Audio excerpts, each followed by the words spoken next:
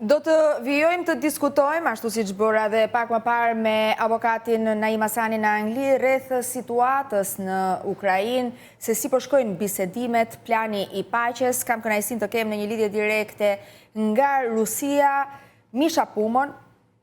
Përshëndetje, Misha. Kënaqësi. Përshëndetje, mirëmëngjesi. Bashkë me ne do t'jetë edhe zoti Lutfi Bilali, ish ambasador.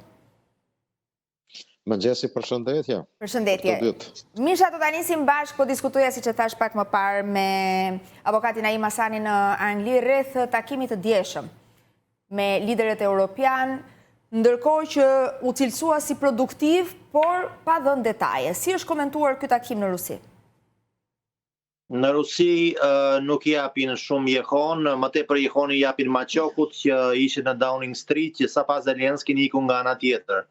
Dhe kishte simbolike, domethënë, për të kuptuar nga pala ruse që atyre pak i intereson se çfarë flasin në Downing Street dhe përfaqësuesit e Europës me Zelenskin. Pasi prej atyre nuk paravaret shumë, për fatin e mirë apo të keq, nuk varet shumë në fatin e luftës në Ukrainë. Domethënë varet zgjatja e luftës, po jo domethënë arritja e paqes. Kështu të paktën deklarojnë në Moskë.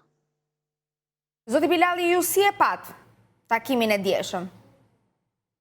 Sigurisht që pjesëmarrësit në takimin e djeshëm janë të gjithë në mbështetje të Ukrainës, por ajo që shkaktoi abi ishte fakti se Zelenski nuk dha detaje.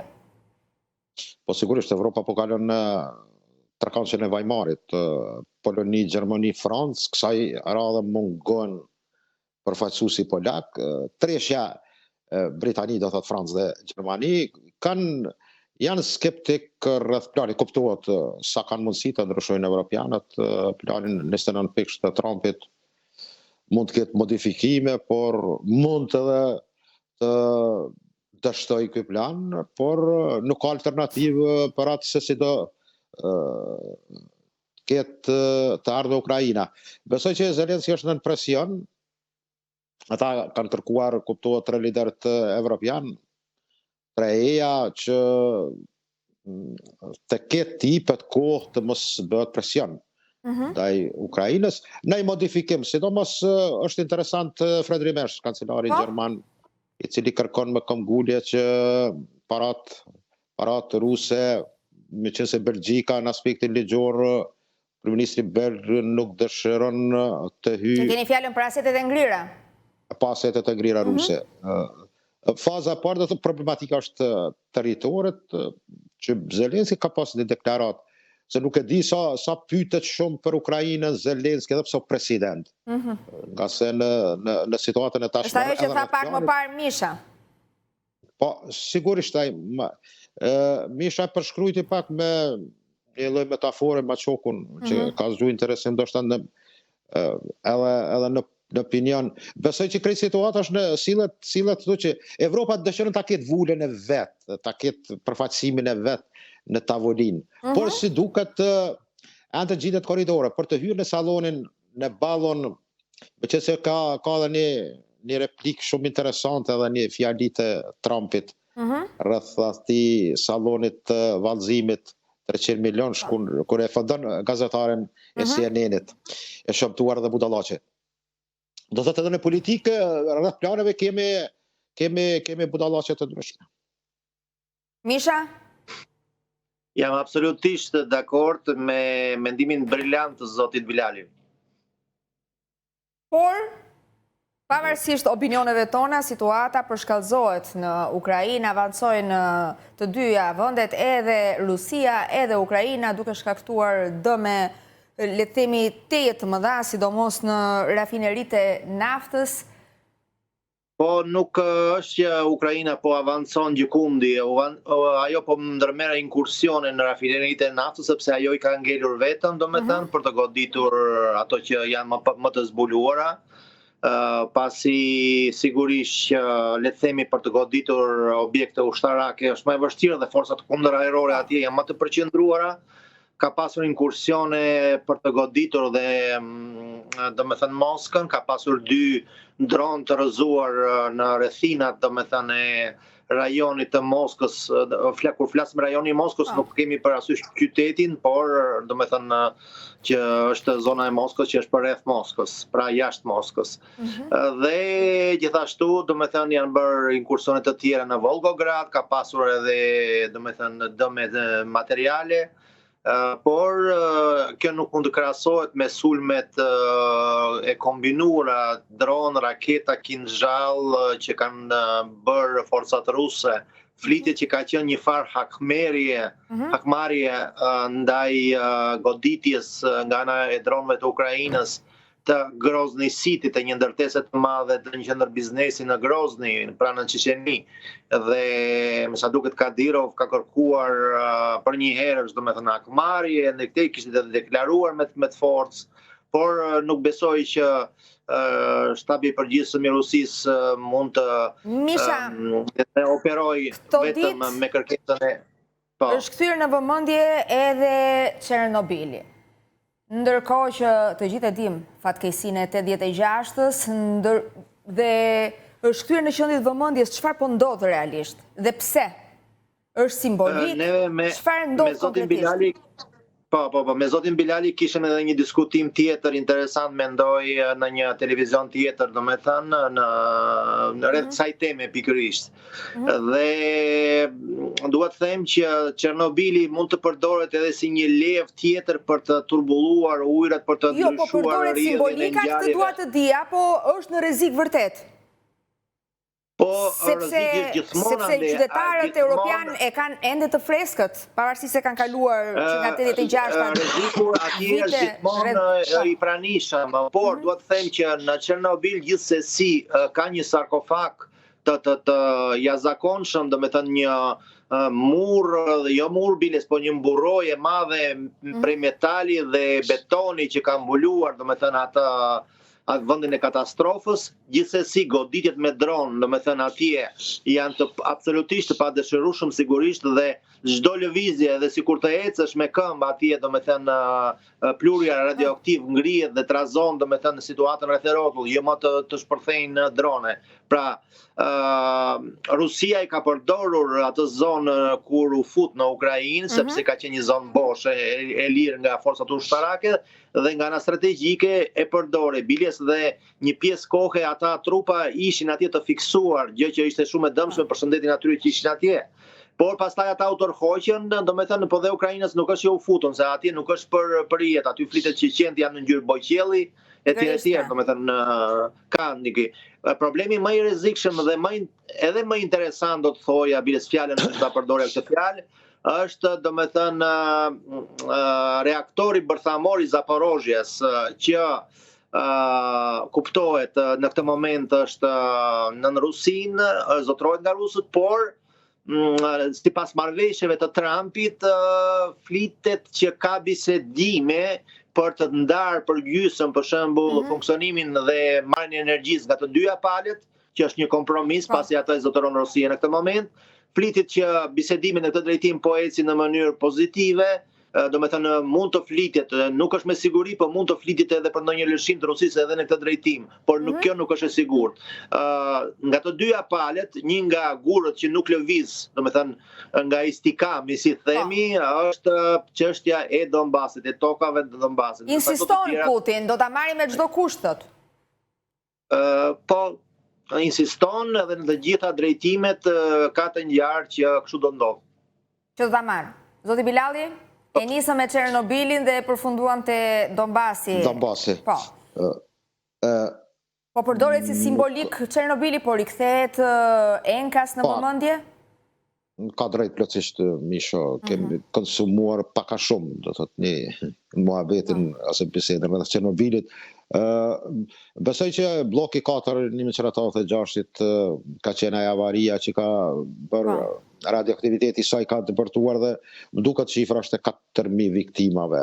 Nëse është saktë, mund të jetë plus minus më e madhe. Problematika më duket që është një luftë speciale që bëhet, apo në atë formën që ata që dëshirojnë të minojnë diçka rreth Ukrainës mund ta përdorin, që do ishte ndoshta rrezik edhe për ne këtu ku jetojmë në regionin e Ballkanit, se mund të thëmë pluar radioaktiv mund të ketë pasoja edhe në Evropë, edhe në teritorin brenda Rusisë, po si po. Mendoj që ju përmendët Misho rreth Donbasi, dy regioneve të cilat me kokëforci Moska po Putini kërkon patjetër të futen në ombrellën e Federatës Ruse, edhe legalisht në aspektin ndërkombëtar. Rusët të këtë drejtim dëshirojnë që komplet marrëveshja të merr vulën dhe të njihet ndërkombëtarisht. Që do thotë? Që do thotë që zgjerimi i NATO-s në kohën rreth premtimeve të bashkimit të Gjermanisë që nuk do ketë as një centimetër lëvizje në lindje, kësaj radhe dëshirojnë rusët me diplomacinë e tyre të kërkojnë me këmbgulje që këtë ndodhë në letër, jo verbalisht. Dhe këtë marrë formën e një lloj bekimi ndërkombëtar, kështu një njohje ndërkombëtare. Do jetë interesante mendoj ajo rreth Pokrovskit, informatat janë kontradiktore, ka marrë komplet forcat ruse, edhe në xhepin veri perëndimor mund të kenë forca ukrainase, gas është jetike, mund të them, për Ukrainën, ky qytet, gas është linja furnizuese, mund të them arterja vet. Por sidoqoftë në aspektin diplomatik mendoj që ka punë për të bërë dhe mendoj që një presion. Quaj kështu një lloj mirëkuptimi kërkon edhe ministri i jashtëm gjerman tek kinezët që të bëjnë presion tek Rusia. Është interesant që nga fillimi i këtij muaji më duket që vizat janë hekur për qytetarët një mujore, për qytetarët kinez. Një dekret i presidentit Putin rreth asaj dhe kjo do thotë do sjell ai ta quajnë mirëqenie ekonomike në kushte të vështira të këtij acari të sanksioneve ndaj Rusisë. Misha, le të rikthehemi pikërisht tek situata në Ukrainë. Është i qartë tashmë qëllimi i Putin, por me Donbasin të paktën analistë të shumtë thonë që rrezikon që Ukraina të shpërbëhet. Pra duket sikur ky është qëllimi real i Putin. Po qëllimi i afatgjatë i Putinit në qoftë se do vazhdoj lufta, sigurisht që në fillim ka qenë ky qëllim. Po demontazhi i pushtetit që ekziston atje tashmë, denazifikimi, domethënë siç i quajnë këtu, pra ka qenë domethënë si target, kuptohet që janë një sër pikash që Rusia domethënë planifikonte që do ta mbyllte së shpejti luftën e tjerë. Kjo gjë nuk ndodhi. Dhe tashmë strategjia ka ndryshuar, por nuk ka ndryshuar qëllimi përfundimtar, mendoj. Ka ndryshuar strategjia step by step, domethënë në fillim domethënë është kjo e Donbasit dhe nëse Shtetet e Bashkuara të Amerikës dhe presidenti Trump insistojnë në politikën e tyre për të bërë një marrëveshje sa më të shpejti jetë e mundur me Rusinë për të shpëtuar ato shkërmoqjen e Ukrainës, dhe pikërisht këtë nuk duan apo nuk dëshirojnë apo nuk kanë liverdi ta kuptojnë as perëndimorët as Kievi, sepse administrata e Trumpit thotë që nëse ne do të ndalojmë Rusinë këtu dhe të bëjmë marrëveshje ekonomike, Rusia nuk do të jetë interesuar për luftë, do të jetë interesuar për zhvillim ekonomik dhe bashkëpunim. Strategjia amerikane ndaj Rusisë është unë mendoj që është e vetmja formë për të risjellë Rusinë në binarët paqësor. Në mënyrë me forcë me Rusinë nuk e ka dalë dot as Napoleoni, as Hitleri, as Europa s'do të dalë dot. Me të mira mund të bëhen paqe. Shtetet e Bashkuara të Amerikës të kuptojnë në mënyrë perfekte dhe duhet presidenti Trump ai punon për interesat e popullit vet dhe të shtetit të vet. Gjithsesi ai e ka arritur qëllimin në të gjitha drejtimet, sepse ai ka ndarë domethënë Europën teknologjike, domethënë të zhvilluar në mënyrë maksimale nga burimet e lira të naftës dhe gazit të Rusisë, pra ekonomikisht Europa tashmë nuk përbën një kërcënim aq të madh sa ishte më përpara. Shtetet e Bashkuara të Amerikës po përpiqen ta tërheqin Rusinë nga kthetrat e Kinës, që është edhe në strategjinë amerikane edhe kjo shpije ujë në mulli.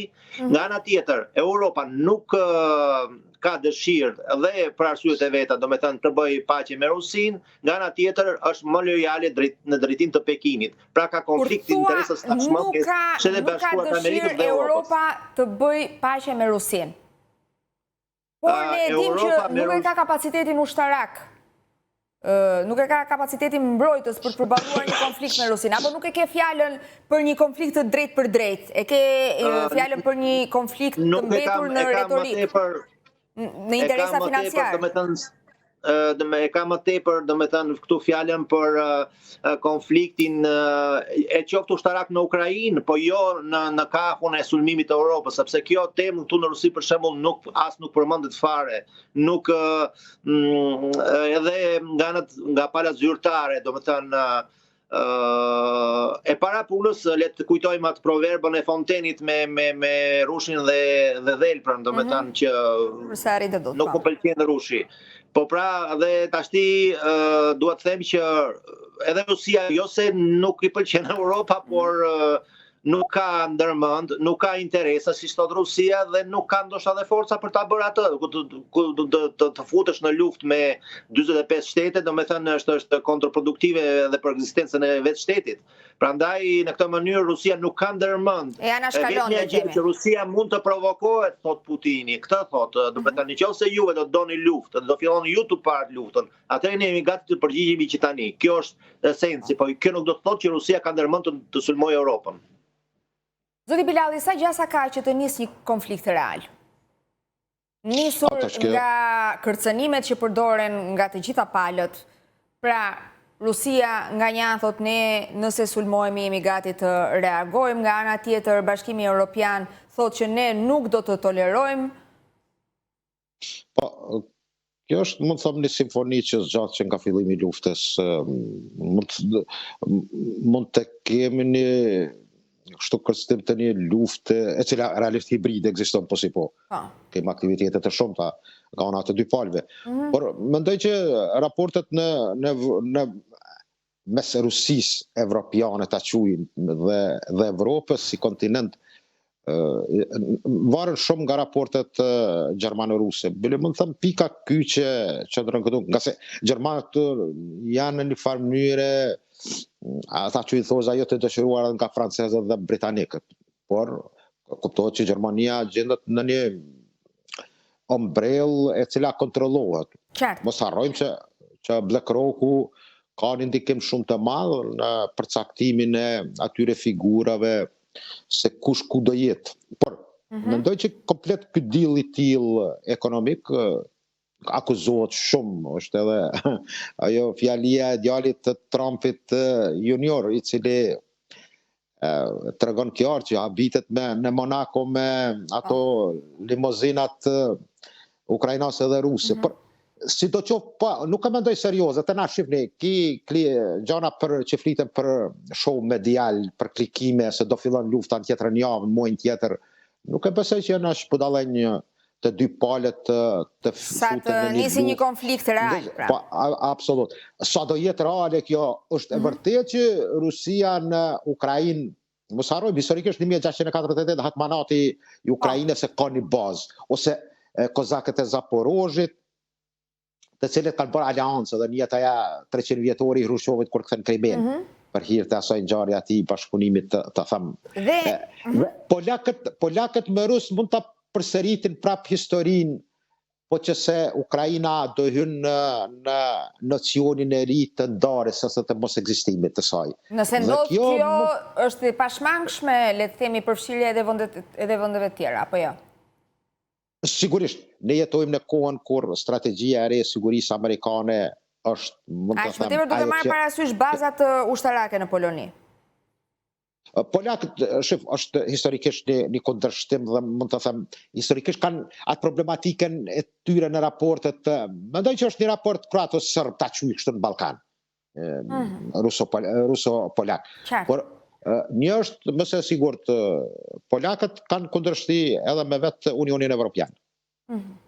Ma te për dëshirojnë që të jenë një korrespondencë me violinën amerikane, por amerikanët me duket me strategjinë e re ndaj Evropës po sillen ajta që pamshirë shumë. Cila e meriton pala njëra apo pala tjetër nuk dim. Por në raport me Rusinë, mendoj që do kemi sfida të reja, nga se situata që do vinë të ardhmen do të tregojnë që kush ka pas drejt. Unë ju falenderoj shumë për bisedën dhe për të gjitha detajet, informacionet që ndatë me ne. Faleminderit, gjithmonë kënaqësi, të mirë pritur. Grazie gjithashtu, ju përshëndes don. Kalojmë në publicitet, pas pak do të lidhemi me kolegen Alketa Shaba, e cila do të na jap detaje. Lajmi i fundit bën me dije se ish presidenti i vendit, zoti Pamir Topi, është paraqitur në ambientet e prokurorisë së posaçme, SPAK, në lidhje me hetimet për 21 janarin. Të tjera detaje ne jep pas pak kolegja Shaba.